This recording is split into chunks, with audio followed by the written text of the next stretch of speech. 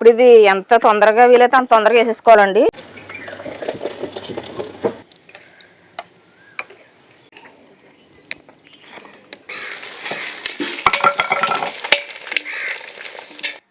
బాగా వాజాలా వస్తున్నాయండి బాబాయ్. ఇగో గెల చెట్టు పడిపోయిందా? మట్టి ఏంచావు కదా, కొట్టేవా? లేదా పడిపోయింది, ఇంకా నరుకొచ్చాను. బాబాయ్ ఏంటి మటం వేసుకుని మఠాధిపతుల ముగ్గురు బాగా కూర్చున్నారా? ప్లాన్ చేస్తున్నాం. ఏంటి నన్ను ఎలా చేద్దామనా? నిన్ను ఎలా చేద్దామని కదా, ఒడియాలు ఎలా చేద్దామని. ఒడియాలా? ఏం ఒడియాలండి బాబా? ఏం ఒడియాలు వేస్తున్నారు? పిండి ఒడియాలు చేస్తున్నాం బాదు. పిండి ఒడియాలు చేస్తున్నారా? ఏం పిండి వేస్తారండి? నీళ్ళన్నీ పిండేస్తాం. ఇలా పిండేసి ఒడియాలు వేస్తారా? చేయండి అయితే. చీర పిండేసి ఒడియాలు వేస్తామండి. అది పిండి ఒడియాలు అంటే. అందరికీ నమస్తే అండి. నమస్తే అండి. అందరికి ఎలా ఉన్నారండి? అందరూ బాగున్నారండి? మేమైతే చాలా చాలా బాగున్నామండి. అవునండి, మీరు అందరూ బాగుండాలని కోరుకుంటున్నామండి. ఈ రోజు మన గోదావరి ఇంటి రుచుల్లో మరి వేసవకాలం కదండి, ఒడియాలు పెట్టబోతున్నాము. ఒడియాలు మరి ఎంత వంట వచ్చిన వాళ్ళు అయినా కానీ ఒడియాలు పెట్టాలంటే ఇంకో ఇద్దరు ఉండాలి కదండి. అందుకని కాదండి, ఈ ఇద్దరికే మా ఇద్దరిని జతేసి తెచ్చుకున్నారండి హెల్ప్ కోసం. అదే ఒడియాలు పెడదామని మేము హెల్ప్ కోసం ఇలాగ రెడీ అయ్యి వచ్చామండి. మన పాతకాలం నుంచి, మన అమ్మమ్మల కాలం నుంచి అందరూ పెట్టుకునే బియ్యం రవ్వ ఒడియాలు ఈ రోజు పెట్టబోతున్నామండి. చాలా చాలా బాగుంటాయి, సంవత్సరం అంతా నిల్వ ఉంటాయి. పిల్లలు ఏంటి అందరూ కూడా ఇష్టంగా తింటారు. పప్పు చారులు అప్పుడు అన్ని రకాలుగాను మనకి ఒడియాలు అనేవి సంవత్సరం పాటు మనకి బాగా కాస్తాయండి. చారులు సాంబార్లు కాసుకున్నప్పుడు దీన్ని. సో అలాంటి ఒడియాలు పెట్టబోతున్నాము. సగ్గుబియ్యం వేస్తాం. ఇంకోటి ఏంటంటే చిప్స్ ప్యాకెట్లు తినేస్తారు కదండి పిల్లలు, మనము ఇవే ఇంట్లో వేపుకొని పెట్టుకోవచ్చండి. ఆ రకంగా కూడా పనిచేస్తాయండి. ఎందుకు లేట్ స్టార్ట్ చేయాలండి? ఒడియాలు పెట్టాలంటే ముఖ్యంగా ఉండాల్సిందండి మనుషులండి. చీర ఉండాలి, నూక ఉండాలి, పొయ్యి ఉండాలి, బిందు ఉండాలి,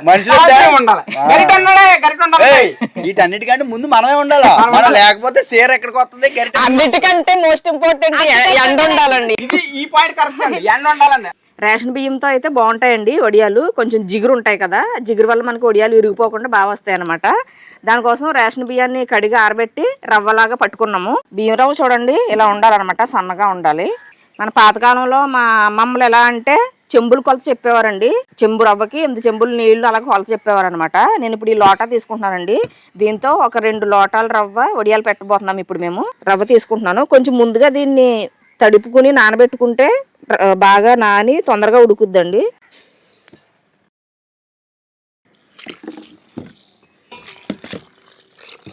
ఇప్పుడు మనం లోటా రవ్వకి 8 లోటాలు వాటర్ తీసుకోవాలండి. సగ్గుబియ్యం అండి, సగ్గుబియ్యం కూడా నానాలి, లేకపోతే తొందరగా ఉడకవు. ఈ సగ్గుబియ్యం ఎందుకు వేస్తామంటే మన ఈ పిండికి మంచి జిగురు వస్తుంది, ఒడియాలు విరిగిపోకుండా ఉంటాయి, అలాగే టేస్ట్ కూడా బాగుంటుంది, గుల్లగా వస్తాయి అన్నమాట ఒడియాలు. మనం 2 లోటాలు రవ్వ తీసుకున్నాం కదండి, 2 లోటాల రవ్వకి 1 లోటా సగ్గుబియ్యం తీసుకుంటున్నాం. పెద్ద సగ్గుబియ్యం అయితే బాగుంటాయండి ఒడియాలకి. ఇవి కూడా మనం నానబెట్టుకోవాలి కాసేపు. ఇదిగోండి వడియాల్లోకి పచ్చిమిరపకాయలు తీసుకున్నామండి. పచ్చిమిరపకాయలు తక్కువ వేస్తున్నాం మేము, ఎందుకంటే పిల్లలు అది తింటారు కదండి. ఈ పచ్చిమిరపకాయని రోట్లో దంచేసుకుందామండి కచ్చా పచ్చగాన. ఇప్పుడు మేము ఒడియాల కోసం ఎసరు పెట్టుకోబోతున్నామండి. అంటే కొలత చెప్పాను కదా, కొలత వేసుకుందాం. ఒడియాల కోసం ఇలాంటి పెద్ద సైజు ఏమన్నా బిందు గాని గిన్నె గాని తీసుకోవాలండి. ఇలాంటి అంటే ఇలా మసి అట్టేసి సొక్కలు ఉన్నాయి కదండి, మామూలుగా పెద్దది తీసుకోవాలని దాని అర్థం అండి. అంటే ఇది మా తరతరాల నుంచి నీళ్లు మరగబెట్టుకునే బిందు అండి. ఇది ఒడియాలకు బాగా పనిచేస్తుంది, దీనిలో పెట్టుకుంటాం అన్నమాట. పొయ్యి కదా, లేకపోతే ఇదే పెట్టేది స్టవ్ అయితేనే. మొత్తం 2 లోటాలు కదా, లోటాకి 8 కదా, 2 లోటాలకి ఎంత?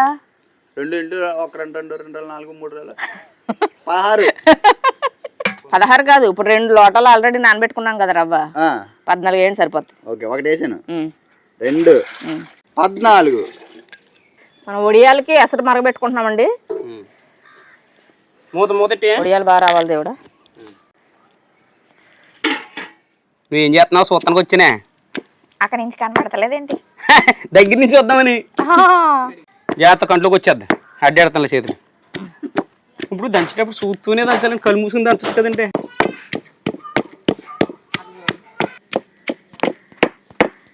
మా ఆవిడ చూడండి, వాటే టెక్నాలజీయా. అసలు కంట్లోకి వెళ్ళకుండా తెరాయి చేసుకుని మరి చేసేస్తుందండి బాబా. కారం కంట్లోకి వెళ్ళిపోద్దనా.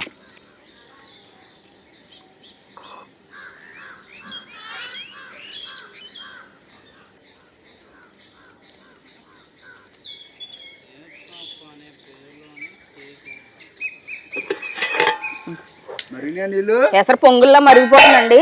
ఇప్పుడు ఆ పొంగే ఎసరులో సగ్గుబియ్యం వేసుకోవాలండి. సగ్గుబియ్యం కొంచెం లేట్గా ఉడుకుతాయి కాబట్టి ముందుగా సగ్గుబియ్యం వేసుకుని ఉడికించుకోవాలి. అయిపోయింది, కలుపుతూ ఉడికించుకోవాలండి. సగ్గుబియ్యం వేసాక ఏదైనా ఇలాంటి పొడిగంటి గరిటె పెట్టుకుని కలుపుతా ఉండాలండి, లేకపోతే సగ్గుబియ్యం అడుగు పట్టేస్తాయి అనమాట, కింద అంటుకుపోతా ఉంటాయి. ఇలా కలుపుతా ఉడికించుకోవాలి.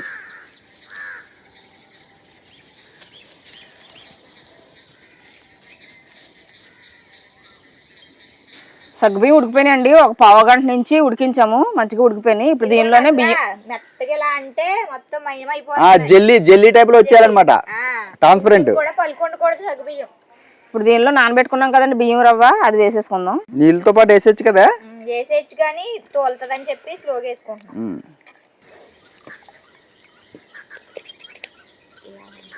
లేదు దూరంగా ఉంది. ఇప్పుడు ఈ బియ్యం రవ్వను కూడా మెత్తగా ఉడికించేసుకోవాలండి. ఇంకో 10 నిమిషాలు టైం పడుతుంది. దీన్ని కలుపుతూ ఉండాలన్నమాట, అడుగట్టుకుంటా. పొంగుతూ ఉంటుంది, అడుగడుతూ ఉంటుంది, కలుపుకుంటూ ఉండాలి.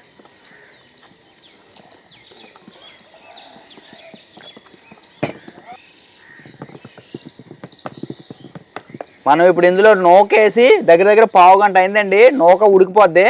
ముందు సగ్గుబియ్యం ఒక పావు గంట, ఇది పావు గంట, దాదాపుగా అర్ధగంట సేపు నుంచి ఉడుకుతుంది అనమాట ఇది పిండి మొత్తం. ఇప్పుడు దీంట్లో జీలకర్ర వేస్తున్నాం అండి, ఒక 4-5 చెంచాల వరకు ఉంటుందా ఇవ్వండి జీలకర్ర.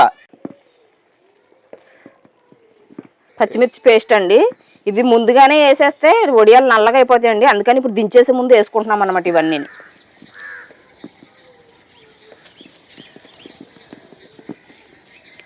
ఉప్పు ఎన్ని చెంచాలైనా?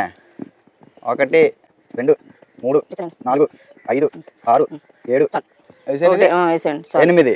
సరే, ఉప్పు కొంచెం చూసుకుని వేసుకోండి, ఎందుకంటే వడియాలు ఎండిన తర్వాత వేపుకుని తినేటప్పుడు చాలా ఉప్పుగా అనిపించేస్తాయి. కొద్దిగా వేసినా కూడా చాలా జాగ్రత్తగా వేసుకోవాలి. మనం రెగ్యులర్గా తినేదానికంటే తగ్గించి వేసుకోవాలన్నమాట. మేము వడియాలు పెడుతున్నాం కదండి, మధ్య మధ్యలో టీలు టిఫిన్లు సప్లై చేస్తున్నాండి దివ్య. దింపేసే ముందు కొద్దిగా నువ్వులు కూడా వేసుకుంటున్నానండి, ఆప్షనల్ ఇవి, కావాలంటే వేసుకోండి, బాగుంటుంది టేస్ట్. ఇప్పుడు ఇది ఎంత తొందరగా వీలైతే అంత తొందరగా వేసేసుకోవాలండి, చిక్కబడే కొద్ది గట్టిపడిపోద్ది పిండి. మనం వడియాలు పెట్టుకోవడానికి కాటన్ క్లాత్ తీసుకున్నామండి, చీరలు లాంటివి తీసుకోవాలి. వాటిని వడియాలు పెట్టే ముందు ఒకసారి తడిపేసి గట్టిగా పిండేసుకోవాలి నీళ్ళు లేకుండా. అంటే జాగ్రత్తగా కంగారు పడిపోకుండా.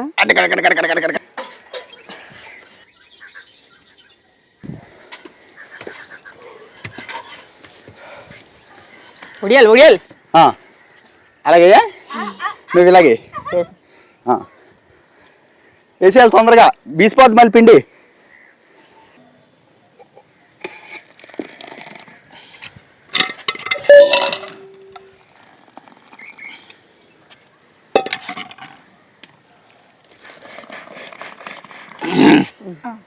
పెట్టాలి స్పీడ్గా.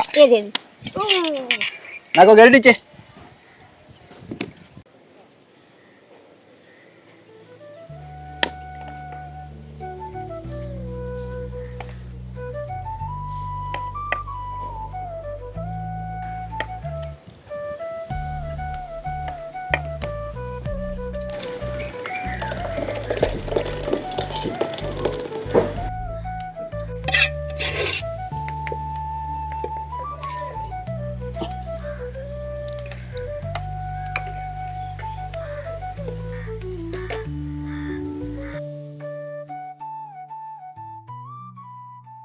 ఇవి ఒక 2-3 రోజుల పాటు ఇలా ఎండలో ఎండినాయండి బాగానా. ఇలా ఎండిన తర్వాత మనకి ఇవి డైరెక్ట్ గా ఊడి రావండి, కొంచెం తడుపుకోవాలన్నమాట. వెనక్కి తిప్పి వెనక సైడ్ కొంచెం వాటర్ చల్లాలండి, చల్లితే కొంచెం చల్లామనుకోండి, కల్లాప అంటే వాళ్ళు పేడది కలపక్కర్లేదు మామూలుగానే. మరి అంతే కదా, కల్లాప అంటే పేడ కల్లాప ఏంటండి, నీళ్ళు కల్లాపే. ఇలా తడుపుకుంటే మెత్తపడతాయి, మెత్తబడి వెనక నుంచి ఇలా ఊడొచ్చేస్తాయండి. ముందు తడిపితే మొత్తం నానిపోతాయండి వడియాలు. ఇక ఇలా పీకేసుకొని దాంట్లో వేసుకొని ఇవన్నీ తీసేసిన తర్వాత కూడా మళ్ళీ ఒక 2 రోజుల పాటు ఇలా పళ్ళులో ఎండబెట్టుకోవాలండి. అది సంవత్సరం పాటు అంటే 2 సంవత్సరాలు అలా నిల్వ ఉంటాయండి.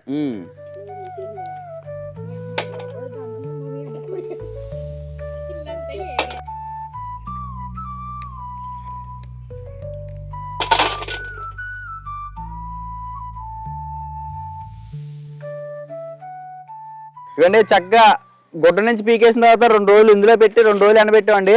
చక్కగా అయిపోయినాయి. దీన్ని ఒక గాలి తాగలిని డబ్బాలో పెట్టేసుకుని దాచుకున్నాం అంటే ఒక 5-6 నెలల వరకు తినొచ్చు వీటిని. ఇప్పుడు వేయించి చూపిస్తాను మీకు ఎంత బాగా పొంగుతున్నాయో. ఇదిగోండి నూనె బాగా మరిగిన తర్వాత ఓ 4 వడియాలు తీసేలా వేసుకుందాం.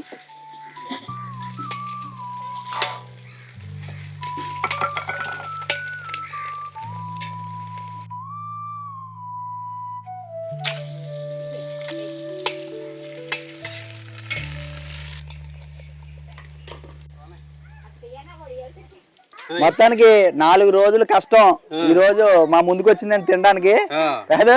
కరకరలాడే తినండి. వడియం ఎంత వడియం ఎంత వడియం.